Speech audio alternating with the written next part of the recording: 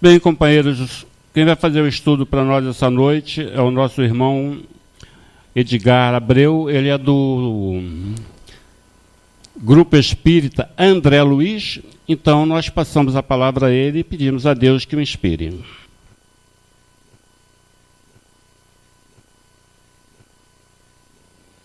Que Jesus, o Mestre Supremo, aqueça nossos corações, ilumine nossas mentes no estudo da noite de hoje e que os mentores da casa nos intuam da melhor forma possível com o conteúdo que estamos encarregados de passar.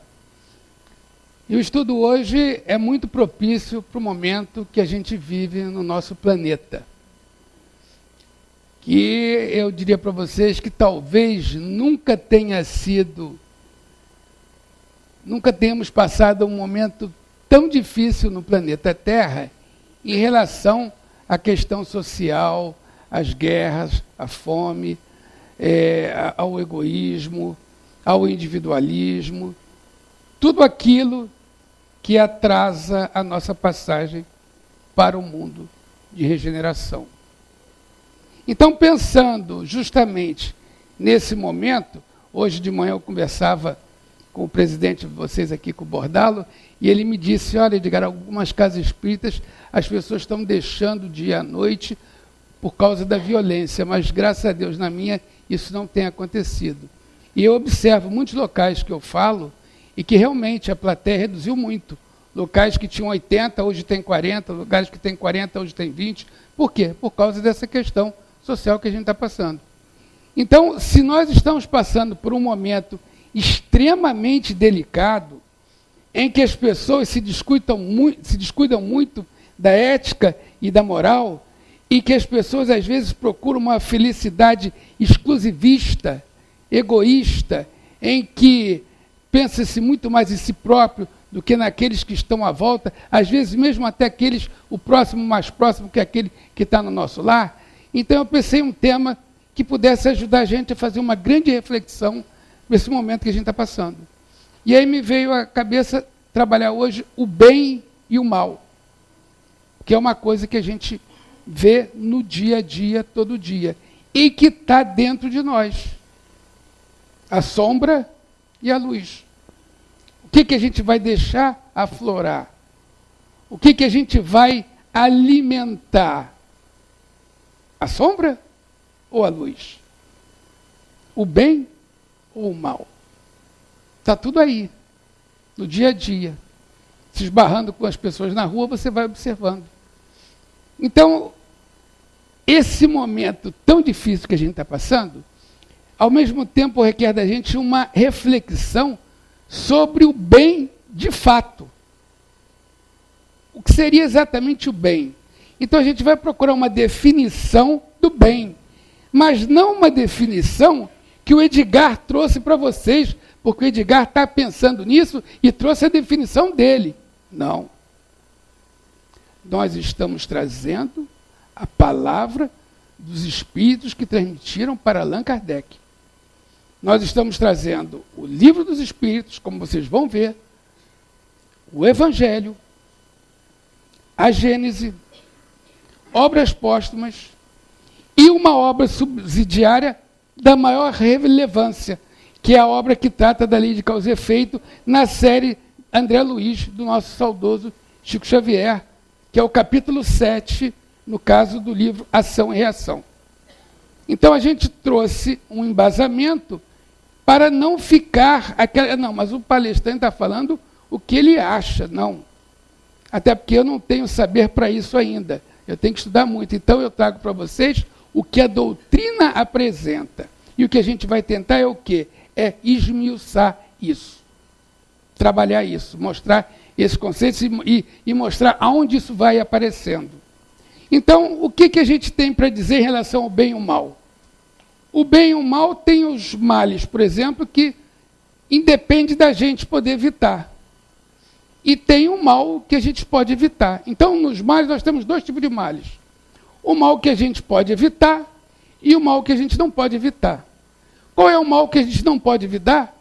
Os flagelos naturais, os terremotos, os tsunamis, as coisas que a gente lida no dia a dia. E mesmo assim, mesmo esses males, com o tempo, o ser humano vai progredindo e vai criando condições para amenizar esses males. Então você passa a ter melhores sismógrafos, aparelhos que podem prever tsunami. Então você tem em áreas mais perigosas alarme. Então, está projetando tsunami, vai chegar aqui na costa daqui a 3 horas, soa um alarme, as pessoas se protegem. Tudo isso fruto do quê? Do progresso do ser humano.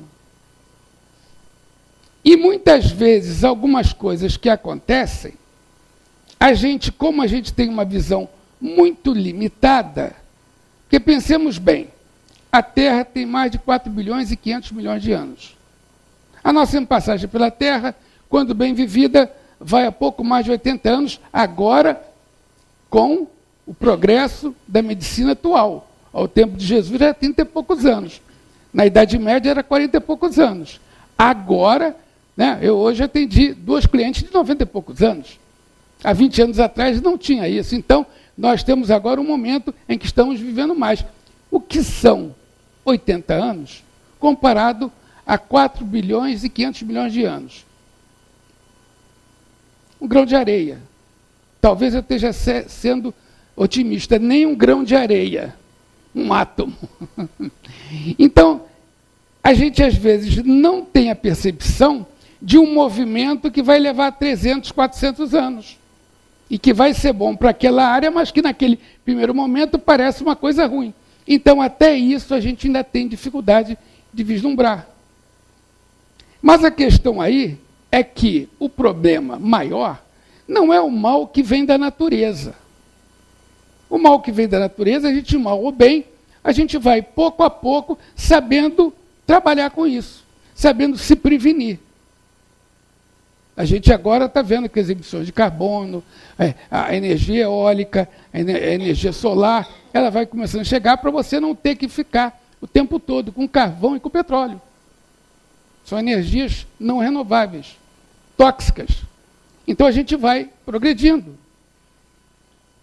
O mal, na realidade, na questão que a gente quer lembrar e quer realçar, é o mal que nós mesmos fazemos.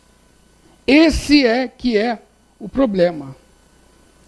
O homem, pela sua inteligência, às vezes malbarata.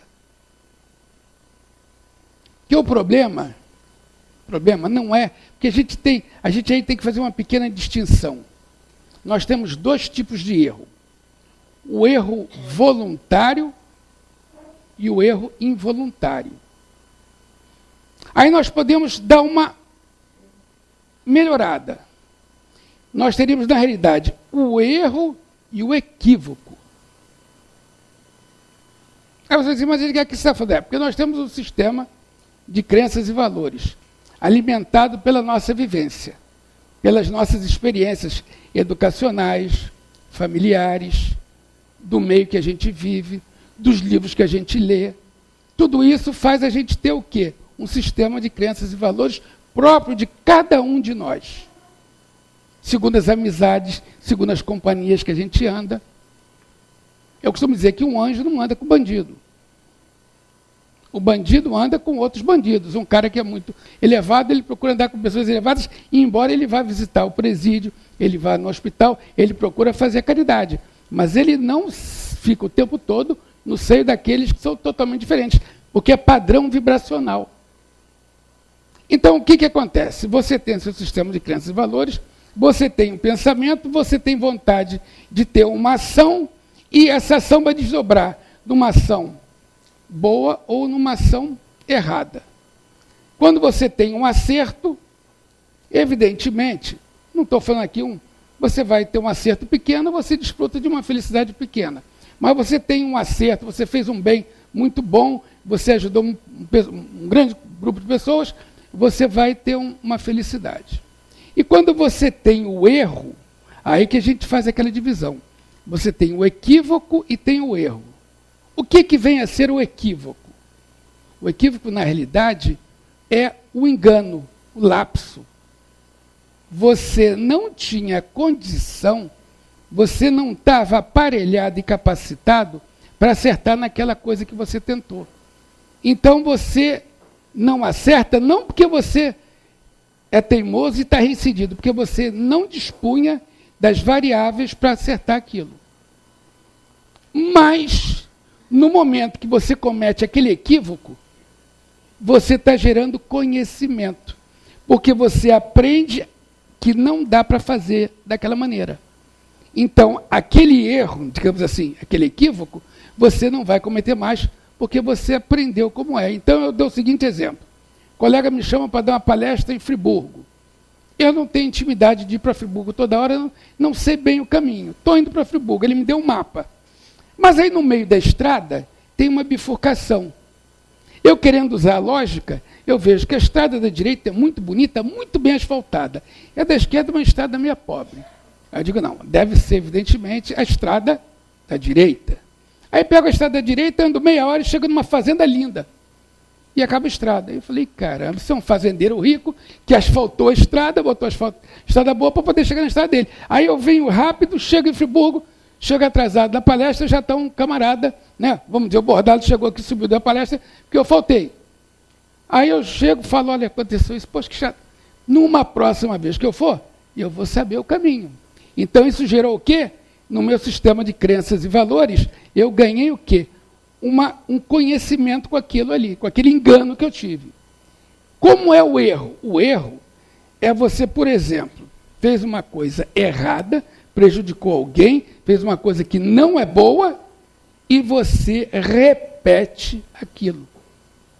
Ora, se você fez uma coisa que deu errado, que não deu bom, deu ruim, você não vai fazer igual de novo, porque vai dar ruim de novo. Você tem que fazer diferente para não dar aquilo. Quando você reincide no erro, você está gerando sofrimento. Então, o equívoco dá o quê? Conhecimento para você poder saber que daquela maneira não vai dar certo.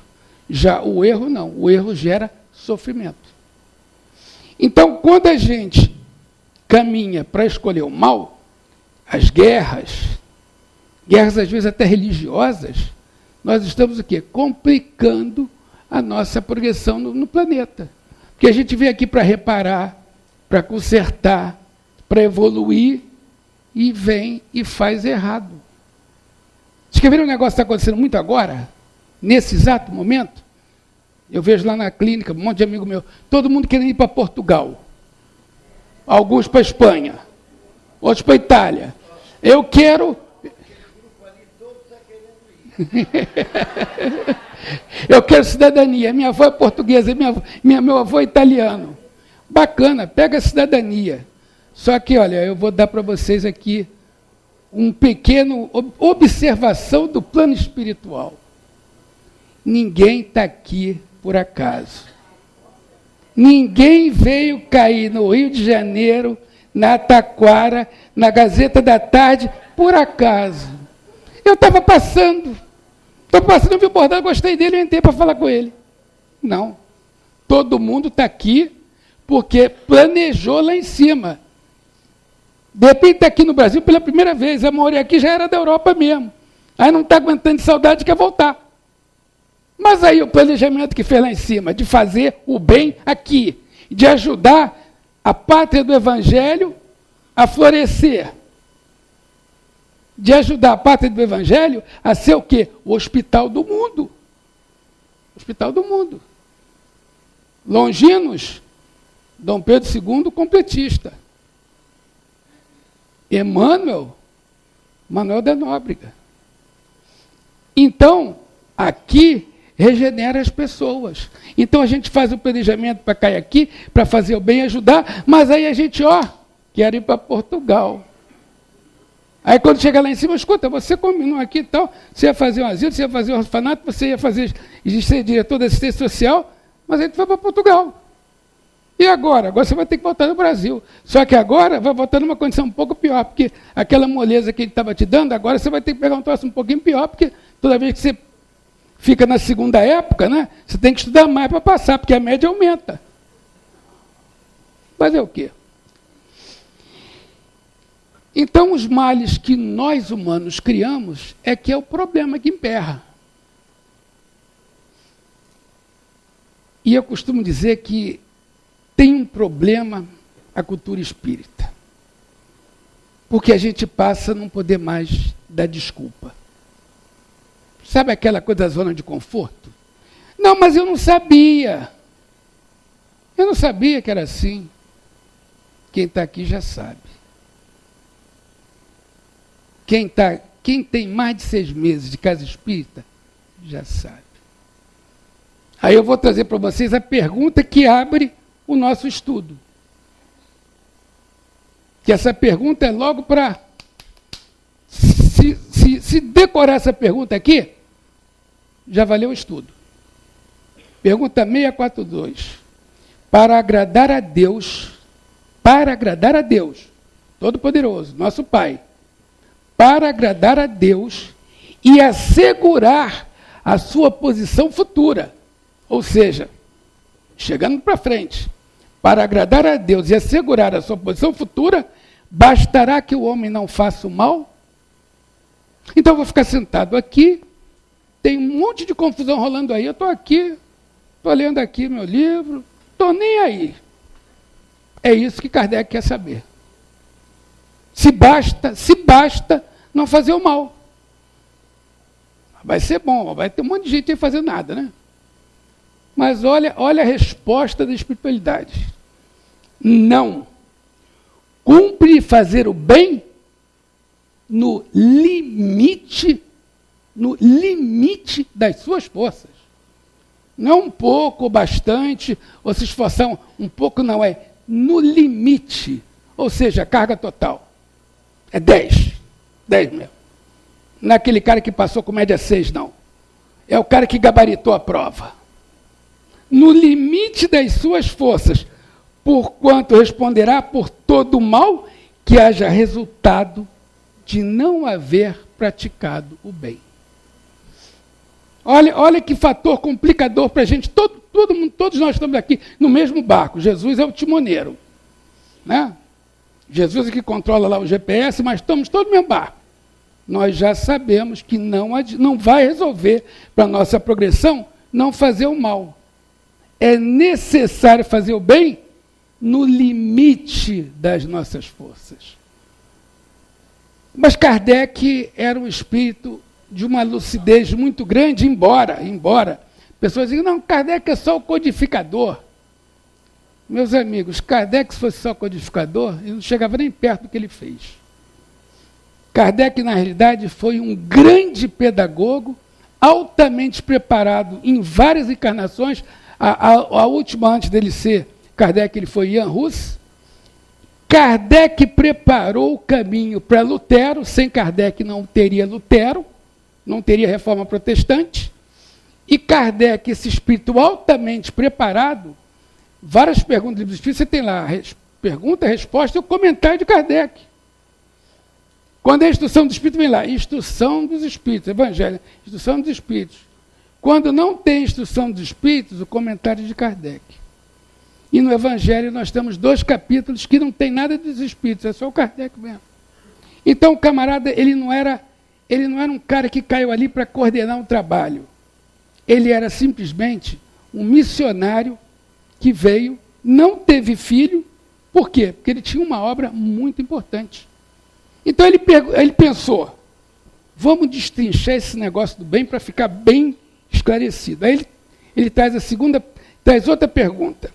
643. Haverá quem, pela sua posição, não tenha possibilidade de fazer o bem? Então ele quer saber, porque de repente tem algumas pessoas que não podem fazer o bem, nem todas poderiam fazer o bem. Então Kardec foi incisivo com a espiritualidade. Haverá quem não possa fazer o bem?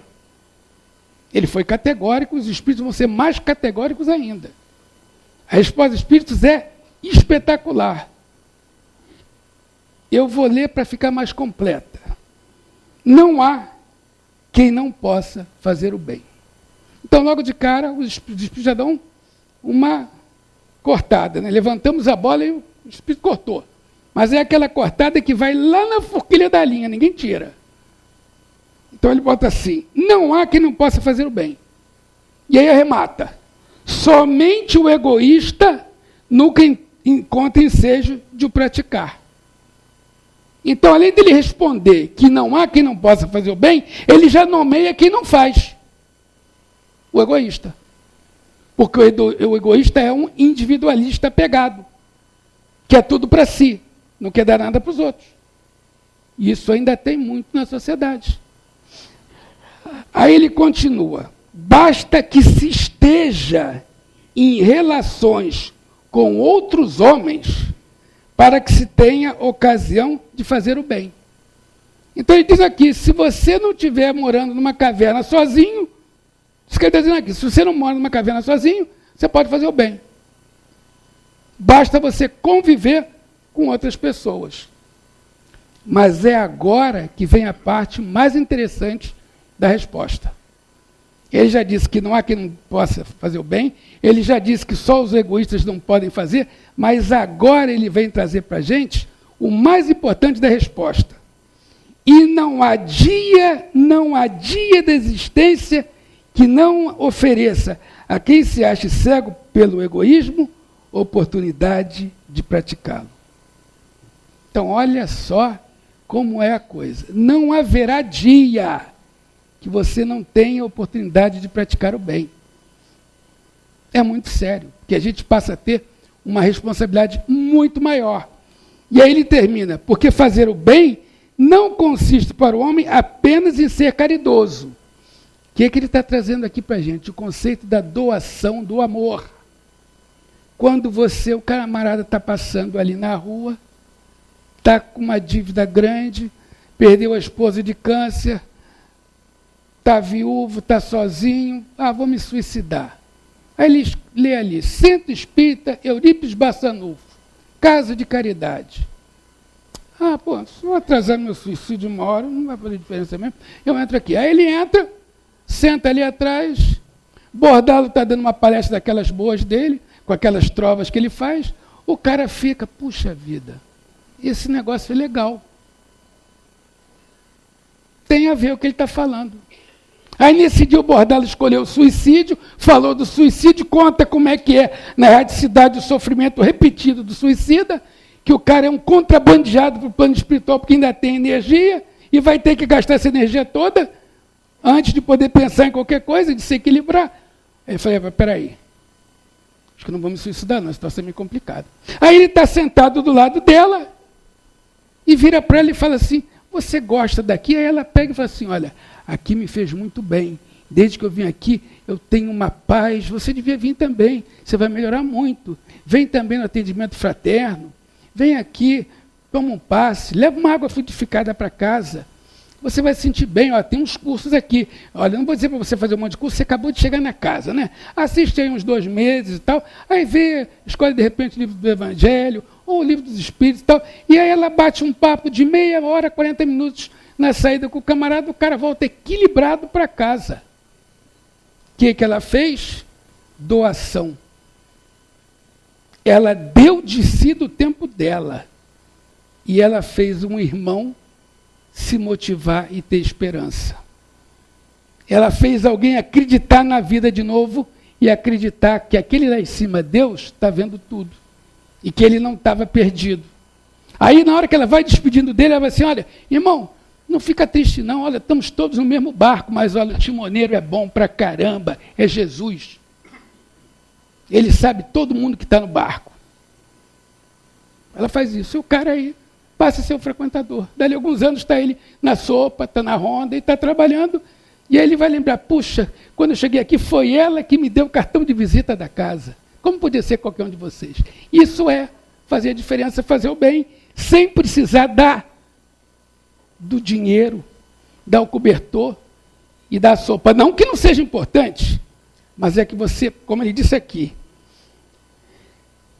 porque para fazer o bem não consiste para o homem apenas em ser caridoso, mas em ser útil na medida do possível todas as vezes que seu concurso venha a ser necessário.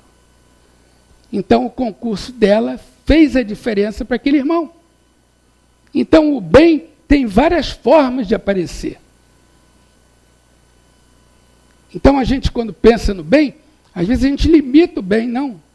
O bem, ele tem várias formas de... Até para você receber o bem, você tem que, às vezes, se transformar, se modificar. Em Marcos, aqueles 10 leprosos que Jesus cura 10 leprosos. Um volta e agradece e fica curado. Os outros 9 voltam a ficar com a enfermidade.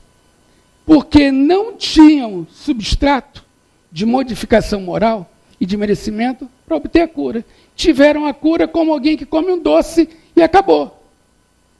O outro modificou a maneira de pensar e a maneira de agir, porque foi agraciado com uma cura e usou a cura para fazer a metamorfose e se melhorar. Mal comparando, é igual a hemorroíça.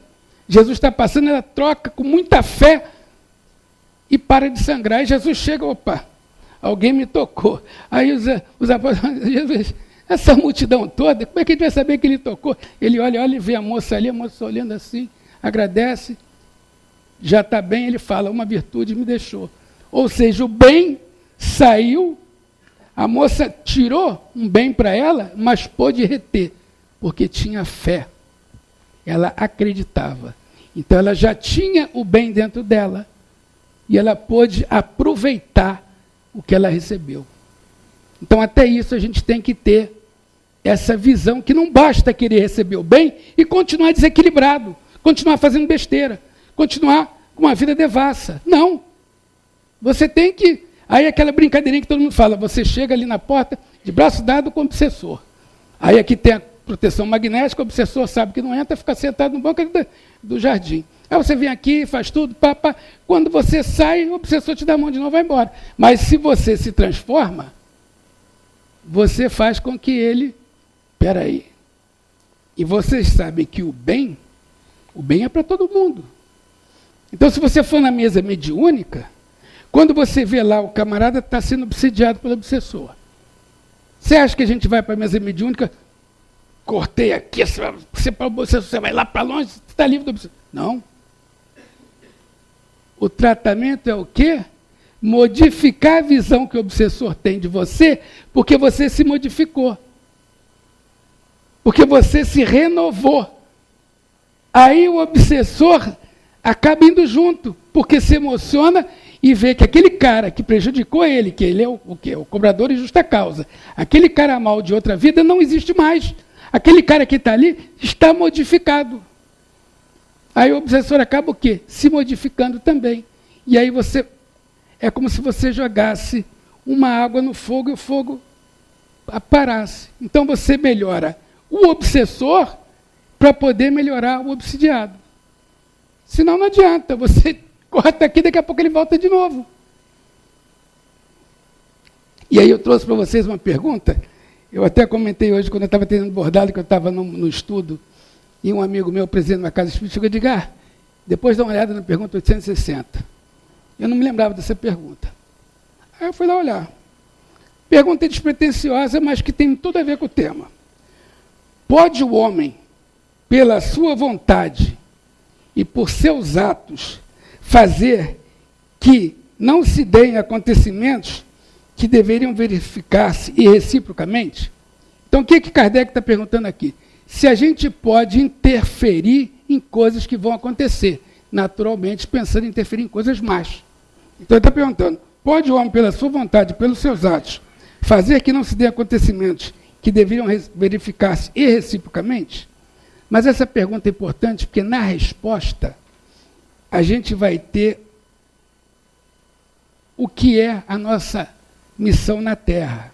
Então, a pergunta é um pouco despretensiosa, mas a resposta é muito forte. Diz assim, pode-o, se essa aparente mudança na ordem dos fatos tiver cabimento na sequência da vida que ele escolheu.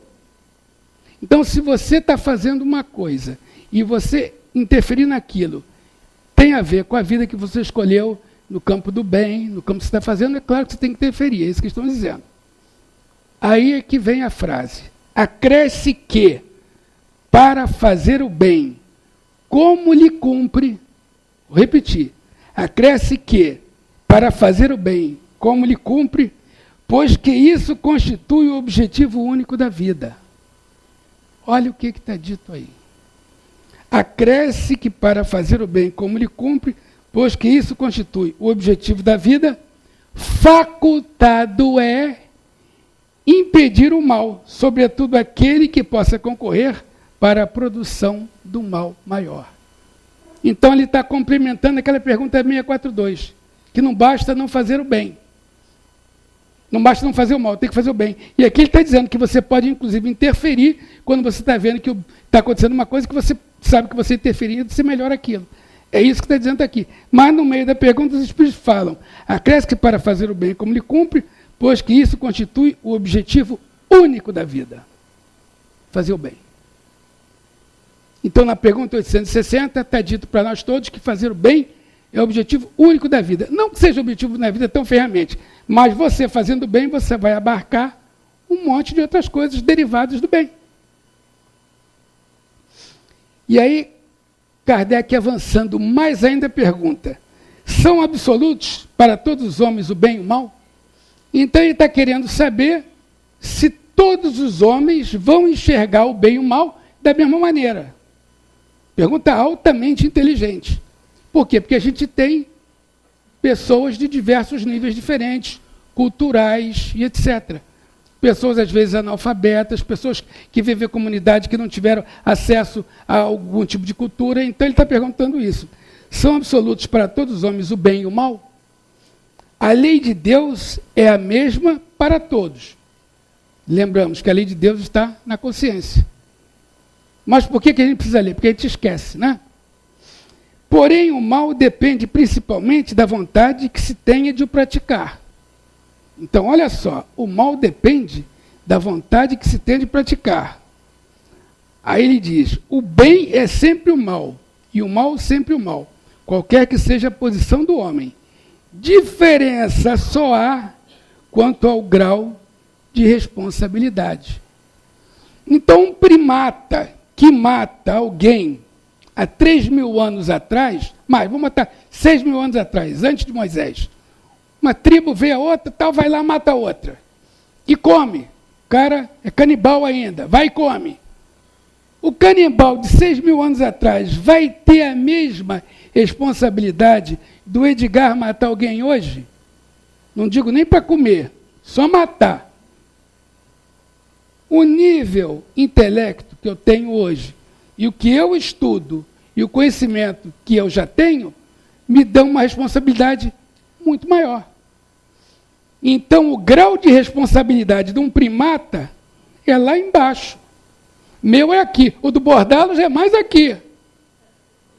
Entendeu? Então, quer dizer, à medida que você vai progredindo, você vai... Porque responsabilidade é diretamente ligada a quê? À liberdade. Para você ter liberdade, você tem que ter responsabilidade. Tanto é assim que eu não posso deixar uma criança de 5 anos fazer o que ela quiser. Ela pode ser atropelada. Eu vou pegar uma criança de 5 anos e botar aqui dirigindo a reunião? Então, a liberdade ela é proporcional à responsabilidade. Então, isso que ele está dizendo aqui é exatamente isso. Vai depender do nível de cada um. Mas o mal é sempre o mal. Aí a gente, pesquisando, a gente achou uma pergunta que é relativa à escravidão. Mas essa pergunta, embora seja relativa à escravidão, ela espelha bem essa condição da questão do... Qual a colocação que a gente está no nível de consciência? Que nível de consciência eu já atingi? Meu nível de consciência é baixo? Né? A gente pode dizer que a gente tem 4 níveis de consciência. Eu gosto de usar isso porque tem lá alguns níveis de consciência da psicologia que são mais rebuscados. Esse que eu dou é bastante imediato. E tem 4 níveis de consciência. Inconsciência da incompetência. Inconsciência da incompetência. Eu brinco que é a fase da feliz ignorância. Você não sabe nada, não se preocupa com nada, come, dorme, pratica sexo e faz necessidades fisiológicas. Você é quase um animal, é quase instintivo. Você está bem no começo da humanização. Aí você vai, segundo nível, consciência da incompetência. Então você se sente incomodado, porque você percebe que tem pessoas que atingiram algumas competências e qualificações que você não tem ainda. E aquilo possibilita a elas um desempenho melhor no seio social. Não interessa se financeiro, se diversas formas. Então você fica assim, não, eu também tenho que atingir essa competência. Então, quando você percebe a sua incompetência, consciência da incompetência, você vai trabalhar para adquirir competência.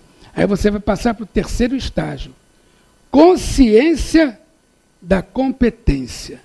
É aquele cara que aprende a dirigir, mas estou na terceira, tenho que passar a quarta. Vou virar, tenho que patar a seta. Ainda é tudo da base do esforço. Você faz, mas se esforça para fazer. Você tem que estar muito antenado, né? É igual quando começa a caridade. Antes de virar hábito, você tem que...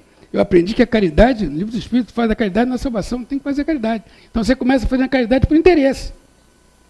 No início é. Até que a coisa vira um hábito. Aí a gente vai para o nível 4. Inconsciência da competência. Eu brinco que é a fase Chico Xavier. Você faz porque você ficou bom. Você não precisa aparecer para ninguém, aquilo é anônimo. Você faz porque é bom, você faz a tua caridade, você ajuda e não fala para ninguém. Porque você cria o hábito do prazer de fazer o bem. Então você não precisa dar atestado que você faz isso ou aquilo. Aí, às vezes, você vê o sujeito que vem dar uma palestra, aí tem aquele amigo que vem assim, o nosso palestrante é papapá, quase dá uma palestra do que o cara já fez. Eu digo assim, puxa, essa palestra podia já ter começado, né? Você está ali, você tem uma ideia do que o cara fez, pô, e as pessoas fazem isso. O palestrante, às vezes, fica até sem graça pra caramba com aquilo, mas tem gente que faz.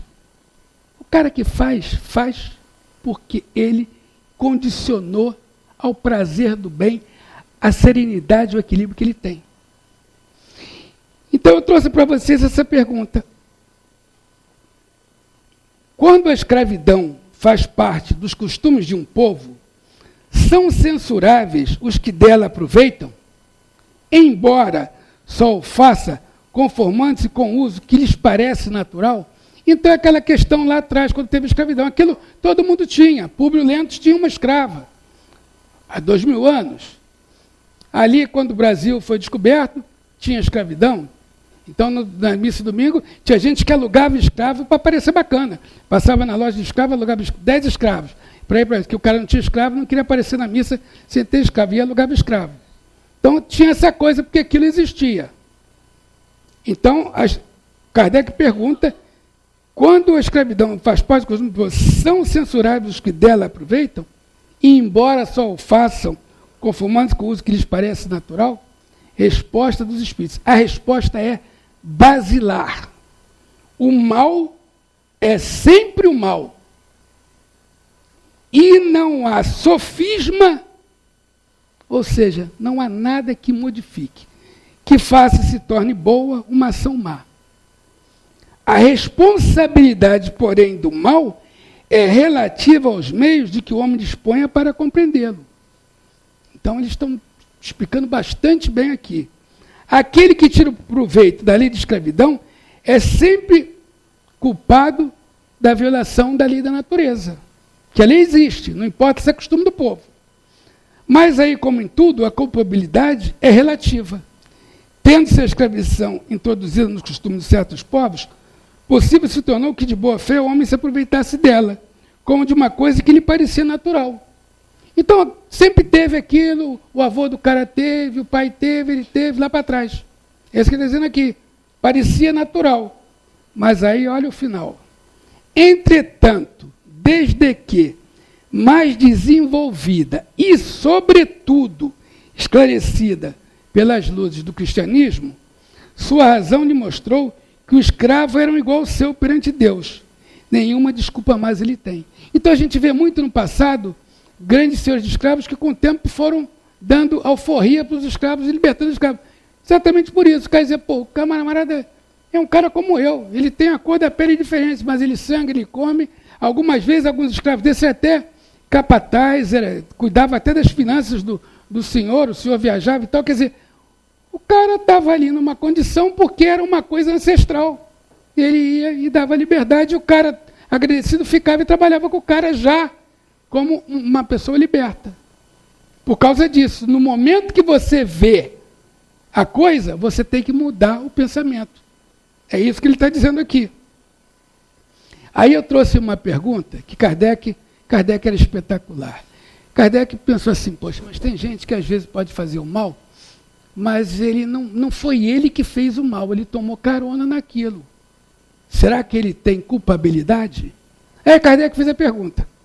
Aquele que não pratica o mal, mas se aproveita do mal praticado por outrem, é tão culpado quanto este? Então você viu o mal acontecer, tu chegou lá, aproveitou. Também se deu bem na questão. Aí Kardec pergunta se a pessoa é culpada. Resposta dos espíritos. É como se o houvera praticado. É como se houvera praticado. Aproveitar do mal é participar dele. Talvez não fosse capaz de praticá-lo, mas desde que, achando feito, tira dele proveito. É o que o aprova. É o que teria praticado se pudera ou se ousara. Então ele quer dizer o quê? Que se a pessoa tivesse chance, ela teria feito aquilo. Mas ela não teve chance, muitas vezes. É como hoje, às vezes o cara fala, não, fulano está roubando, mas se ele estivesse lá, ia roubar também. Ou então o cara roubou, ele chega lá e se aproveita do erro, também que é a comissão dele. A questão é, você foi lá, chegou na tua vez, tem comissão. Não, aqui comigo não tem disso. Então aí você faz a diferença. Você diz, não, comissão aqui não tem. Eu quero preço menor. Em vez de você me pagar a comissão, você vai dar um desconto para o pessoal ter uma coisa mais barata. Aí vai ser legal. Então é assim que tem que funcionar. Então Kardec fez a pergunta por isso. Então não adianta tomar carona no mal. É tão responsável quanto. Aí a gente traz o livro Ação e Reação, capítulo 7. O Sâncio está lá conversando com o Hilário e com o André Luiz. Aí o Hilário resolve fazer a pergunta que, na realidade, é o tema da palestra. Fala assim, amado instrutor, a face da gravidade de que a lição se reveste para nós, que devemos entender como sendo bem e mal. Então ele está perguntando, que devemos entender como sendo bem e mal.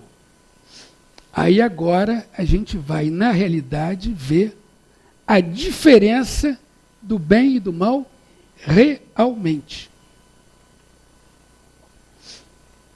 O bem, meu amigo, não, é fácil conhecer o bem quando o nosso coração se nutre de boa vontade à frente da lei.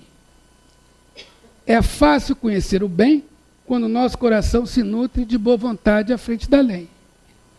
Aí ele começa, o bem, meu amigo, é o progresso e a felicidade, a segurança e a justiça.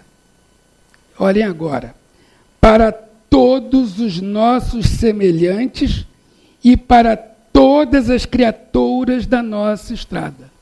Então ele não está falando para alguns semelhantes, para quem está mais perto da gente, para quem é nosso amigo, não. Ele está dizendo, para todos os nossos semelhantes e para todas as criaturas da nossa estrada, aos quais devemos empenhar as conveniências do nosso exclusivismo.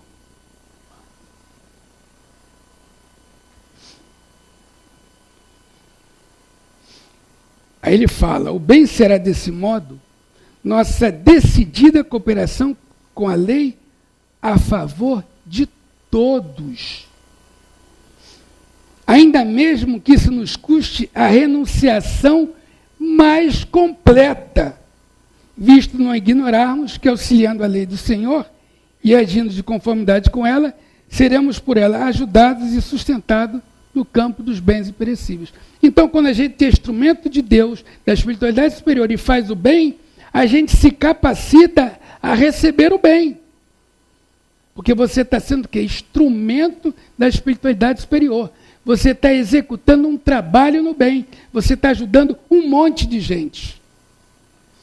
Aí eles vão dizer agora o último parágrafo da pergunta, da resposta, que é o mais importante. Esse parágrafo baliza o bem de verdade e o bem de Araque, podemos dizer assim. O bem meia bomba, o bem jeitinho brasileiro e o bem de Jesus. A renunciação mais completa é quem praticou Jesus. Deu a melhor parte para todo mundo e ficou com a pior parte. Se imolou na cruz para deixar a mensagem que deixou. Desceu aqui, sabe-se lá o trabalho que teve para mudar o pé dele, para poder vir num mundo que era muito inferior à capacidade vibratória dele, para poder o quê? Para poder alavancar o nosso desenvolvimento. E ainda deixou para 1857 a doutrina espírita, que embora nós tenhamos as leis na nossa consciência, a gente às vezes tem um pouquinho de Alzheimer e esquece. Aí tem que vir alguém, os missionários, os Buda, os Gandhi, Chico Xavier, Mãe Teresa de Calcutá, todo mundo para dar uma lembradinha na gente. Aí vamos para o último parágrafo dessa pergunta. Olha o que ele diz. E o mal será sempre representado por aquela triste vocação do bem unicamente para nós mesmos, a expressar-se no egoísmo e na vaidade, na insensatez e no orgulho. Então vou repetir. E o mal será sempre representado por aquela triste vocação do bem unicamente para nós mesmos, a expressar-se no egoísmo e na vaidade, na insensatez e no orgulho, que nos assinala a permanência nas linhas inferiores do espírito. Então, quando você está fazendo bem para você mesmo, você não está fazendo bem. Você está fazendo bem como você está fazendo bem, abarcando várias pessoas. E aí Kardec tem uma pergunta no Livro dos Espíritos que nos ajuda muito, porque essa pergunta vai mostrar para a gente como funcionam as relações humanas no dia a dia. Essa pergunta vai trazer para a gente qual é a raiz do mal. A raiz do mal. Por que que a gente comete o mal? O que nos motiva a praticar o mal? É uma pergunta fundamental. Pergunta 895. Postos de lado os defeitos e os vícios, acerca dos quais ninguém pode se equivocar, qual o sinal mais característico da imperfeição? Porque na teoria você tirou defeito e vício, não fica nada. Pelo menos parece, mas fica. É isso que a pergunta vai tratar. Então ele fala, postos de lado os defeitos e os vícios, que a gente fica pensando que é o defeito e vício que faz a gente fazer o mal. Ele está trazendo aqui, na realidade, a raiz do mal é mais profundo. Postos de lado os defeitos e vícios, acerca dos quais ninguém pode se equivocar, qual o sinal mais característico da imperfeição? São 3 palavras só. O interesse pessoal. Acabou, fechou. Tudo que a gente faz com uma motivação. Qual o interesse pessoal que você botou na execução de determinada tarefa? Quando você psicografou um livro, quando você fez um certo trabalho. Aí ele continua. Frequentemente, as qualidades morais são como no objeto de cobre a douradura que não resiste à pedra de toque. Pode um homem possuir qualidades reais, que levam o mundo a considerá-lo homem de bem. Mas essas qualidades, conquanto assinalem um progresso, nem sempre suportam certas provas. E, às vezes, basta que se fira a corda do interesse pessoal para que o fundo fique a descoberto, o lodo. O verdadeiro desinteresse é coisa ainda tão rara na Terra que, quando se patenteia, todos os admiram como se fora um fenômeno. O apego às coisas materiais constitui sinal notório de inferioridade. Porque quanto mais se aferrar aos bens desse mundo, tanto menos compreende o homem o seu destino. Pelo desinteresse, ao contrário, demonstra que encara de um ponto mais elevado o futuro. Então Jesus veio aqui e trouxe o Evangelho, trouxe todos os exemplos e nos mostrou o quê? O mais absoluto desinteresse. Ele não queria o lugar de César, ele não queria o lugar de Pôncio Pilatos, ele não queria o lugar de ninguém. Ele queria o quê? Ajudar. Ele queria passar o quê? Amor. Ele foi basicamente humilde, compreensivo e caridoso. Se você pegar isso, você vê pessoas assim, como Gandhi, como Chico Xavier. A compreensão e a humildade, elas caminham juntas. Porque um cara humilde não pode ser incompreensivo, é muito difícil. O cara humilde, ele é acordado, ele é tranquilo. Então, ele já trazia essas conquistas de espírito governador planetário, né? Então, ele tinha o mais absoluto desapego, coisa que para nós, no mundo que a gente vive, é muito difícil. Então, quando você vê o sujeito fazendo determinada coisa, né, você diz, qual o interesse que ele está colocando ali? Por que ele está fazendo aquilo? Então, às vezes, o camarada vem, faz uma coisa, projetando uma imagem. Mas lá no fundo, o interesse pessoal dele é outro. Aí eu dou um exemplo para vocês. Vou exemplificar isso usando a minha casa espírita. Eu pego, começo a dar uma de bom samaritano geral na minha casa espírita e vou ajudando, e aí entro para assistência social, passo a ser o diretor da assistência social. Atendo todo mundo, a assistência social melhora muito, começo a atender 400 famílias, coisa vai muito bem. Mas eu não falei para ninguém, eu estou de olho no cargo de presidente da Maria Luísa. Porque no cargo de diretor da assistência social, eu estou perto das decisões. E aí eu pego a mealha ali, meu grupinho, e me preparo para suceder a Maria Luísa. Mas não falo para ninguém, vou fazendo minha politiquinha. Então, à vista dos amigos, eu sou um cara bom. Eu estou fazendo a assistência social melhorar muito. Mas à vista da espiritualidade que tudo vê, eu estou usando o interesse pessoal para galgar o cargo que eu quero, porque o presidente André Luiz tem poder, tem destaque. E eu queria poder e destaque. Então é assim que acontece. As pessoas muitas vezes fazem uma ação com uma intenção camuflada. E tem uma coisa que é interessante da gente falar. Quanto mais culto, quanto mais conhecimento, quanto mais vivência, o interesse pessoal vai ficando disfarçado. Porque a gente começa a ficar refinado. A gente começa a ficar... Então, vocês perceberem o orgulho, o egoísmo, a vaidade, vai ficando difícil. Porque a pessoa já tem prática, já está, né, macaco velho. Então, o que acontece? Ele vai fazendo as coisas de uma maneira que fica muito difícil de você ver. Fica sofisticado, requintado mesmo. Então, é difícil de ser percebido os seus vícios como o orgulho e o egoísmo. E o que é difícil de ser visto, é difícil de ser tratado. É difícil de ser reformulado. Às vezes até pela própria pessoa. A pessoa passa a ter orgulho de fazer caridade. Orgulho de ser um cara que no centro todo mundo gosta. Pô, fulano, pô, então você começa a ficar com orgulho de um monte de coisa. E quando você vê, você já deixou a mosquinha azul do orgulho te picar. Aí eu conto uma história que eu vi o Haroldo contar, que eu acho muito legal. É de Santo Antão. Então diz que Santo Antão ficou 20 anos numa caverna. E o diabo entrava todo dia às 7 da manhã e saía às 7 da noite.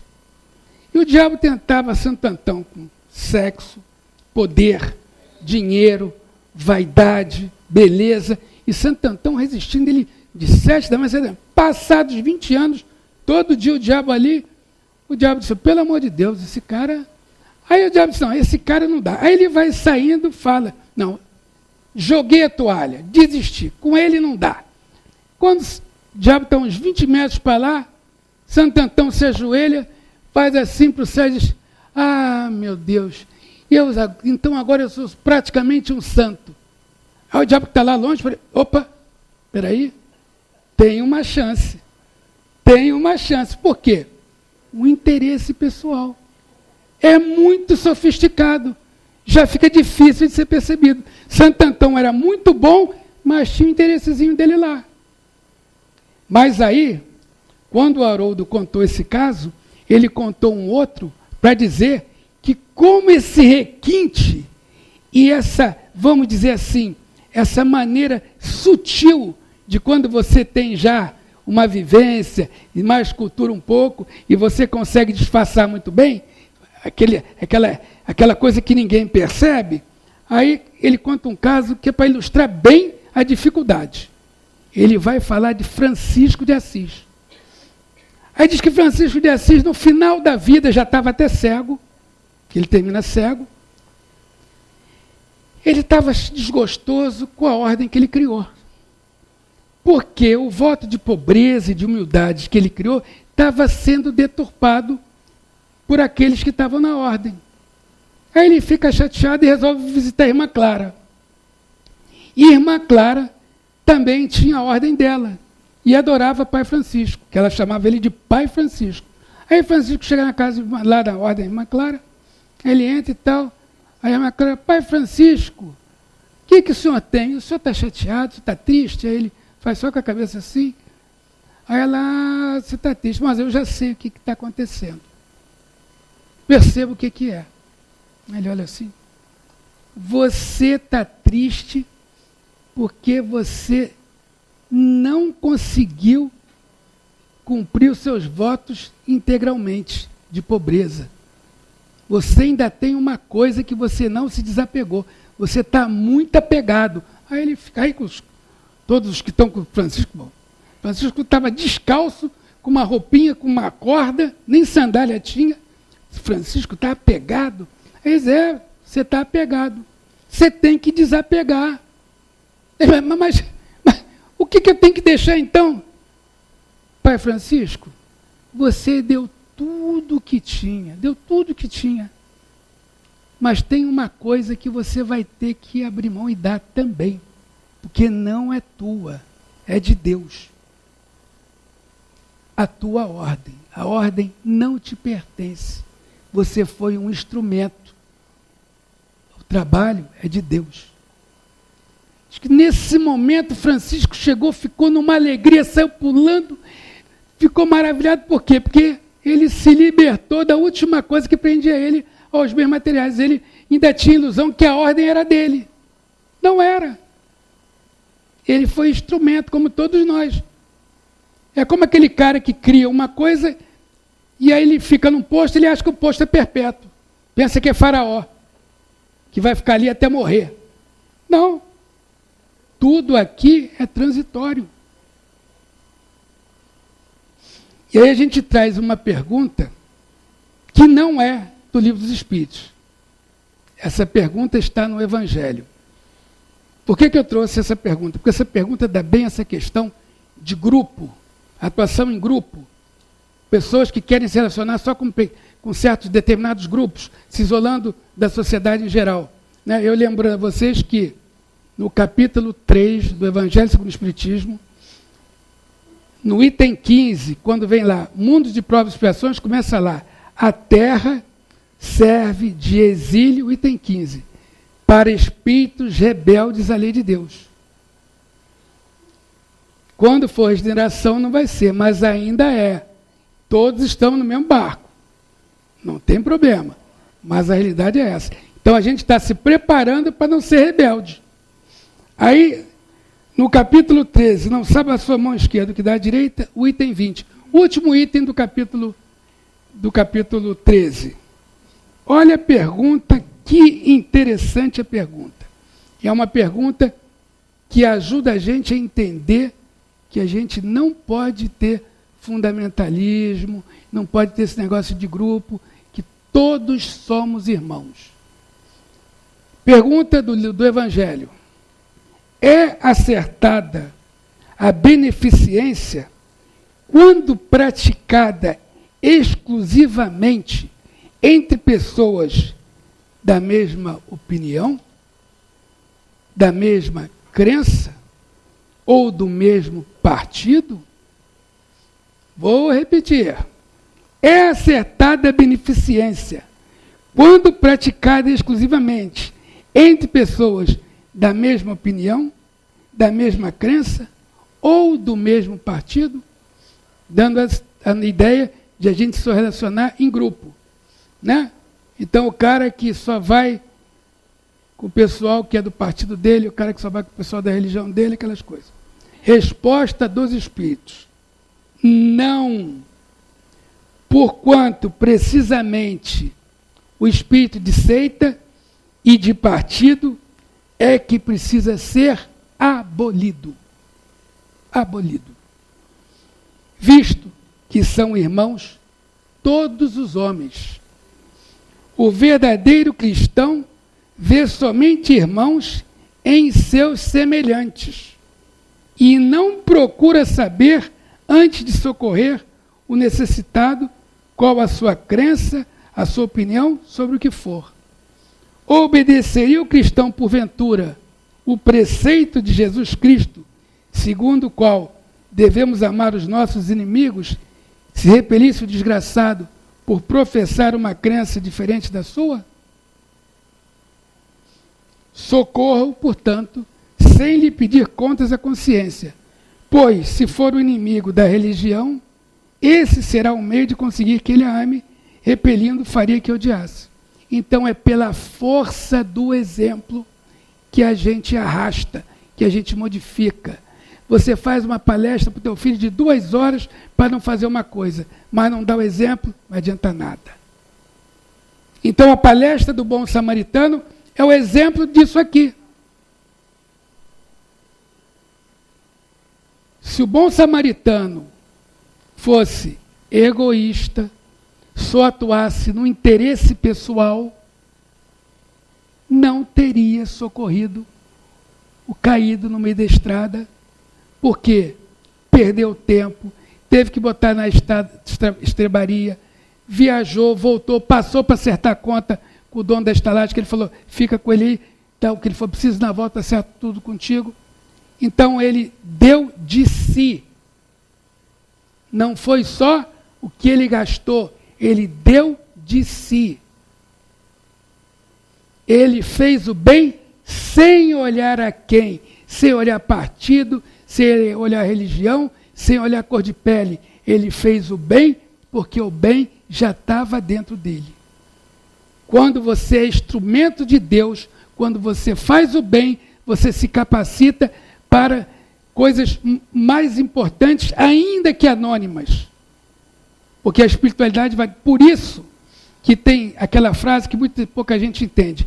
Aquele que mais recebeu, mais será cobrado. E aquele que pouco recebeu, lhe será retirado. Num primeiro momento, mas esse negócio não tem nada a ver. Coitadinho do que recebeu pouco recebeu, será retirado. É exatamente a parábola dos talentos, do 5, 3, 1. O do 1 não foi retirado? O do 5 não ficou, no do 3 não ficou? Como é que a gente traduz isso? Eu tenho uma empresa, eu tenho um gerente, eu tenho um superintendente, eu tenho um diretor. Eu boto o diretor de presidente, o superintendente de gerente, e o gerente de superintendente bota outro aqui de gerente. Dali a 6 meses eu venho e esse gerente novo está indo muito mal. Os outros estão indo bem, eu promovo. Ele que está indo mal, o que eu faço? Está indo muito mal, eu tiro ele do cargo, tirei o pouco que ele tinha, tirei ele do cargo, boto o outro no lugar dele, mas digo a ele, vai se capacitar para poder fazer a tarefa. Vai fazer curso, vai fazer mestrado, vai fazer doutorado, vai fazer especialização, para criar capacidade de fazer isso. No momento, você não está desempenhando. Então, o pouco que tinha foi retirado, por quê? Porque ele não estava apto à tarefa. Quem está apto à tarefa vai sendo promovido. Assim é na casa espírita, assim em todo lugar. Por isso que aquele que mais tem, mais será cobrado. E o que pouco tem, será tirado. Por quê? Porque se você não está capacitado, você tem que se capacitar para poder executar a tarefa. Por isso você não pode pegar uma criança de 12 anos e botar de presidente de um centro espírita. Uma criança de 5 anos tem um nível de consciência. Uma de 12 tem outro. Uma de 18 tem outro. E um homem de 30 tem outro. Então, 5, 12, 18 e 30 são fases diferentes de maturidade. A maturidade e a responsabilidade vão gerenciar o quê? A sua liberdade. Então, para você poder fazer as coisas, você tem que ter um mínimo de conhecimento. Mas não adianta ter o conhecimento sem usar. Conhecimento sem usar não vira o quê? Não vira sabedoria. Meus irmãos, é isso que a gente queria passar para vocês. Obrigado por tudo e muita paz.